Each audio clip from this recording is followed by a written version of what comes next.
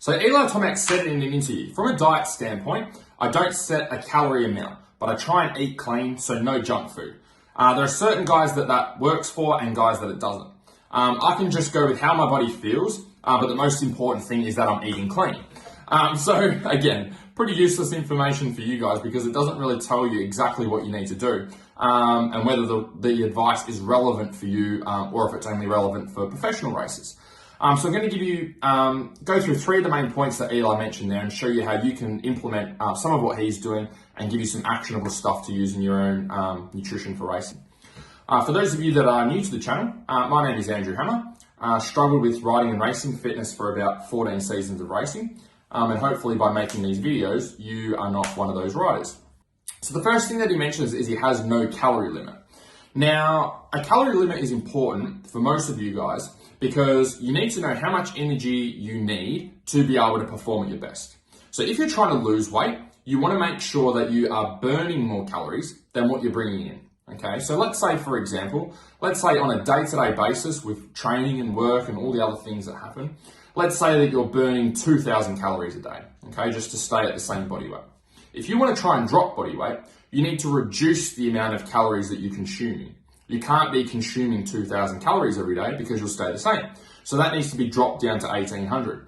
Now, if you don't track, you don't measure, or like what I do for our guys is I put all the meal plans and recipes and shopping lists together with them with the calories predetermined, which makes it a bit easier, but you don't have to do that. You can log things on like an app like MyFitnessPal. But if you don't know how many calories are going in, you're never going to know where you're at. You don't know how many calories you need to be getting in to lose weight to get yourself on track.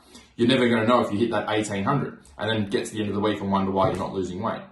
So for Eli, for guys that aren't losing weight, that are already very lean and already very fit, it's just about fueling performance and getting plenty of good quality food in to fuel their training and riding.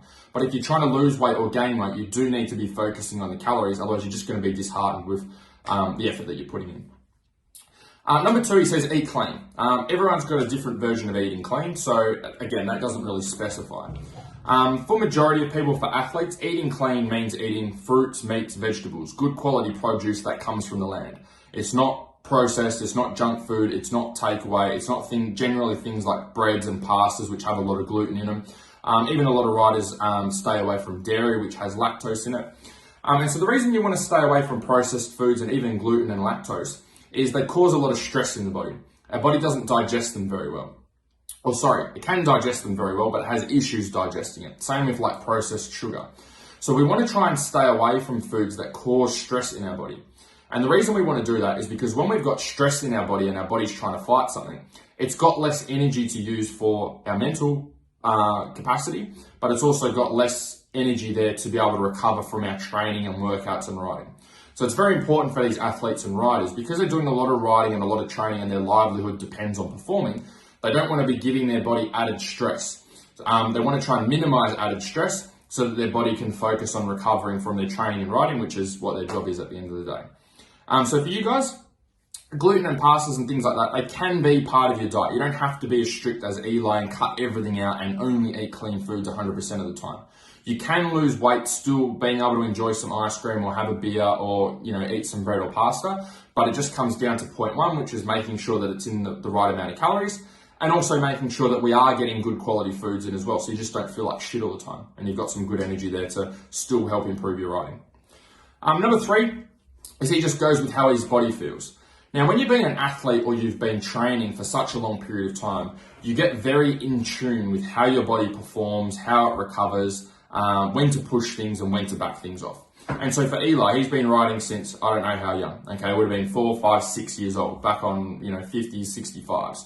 So doing all of those years of riding and training and just doing that year after year after year with no break, you build up a lot of knowledge and you're very in tune with what's happening with your body and when things are right and you might need more fuel or you need less training or you need more training. You just have this intuition that you start to develop.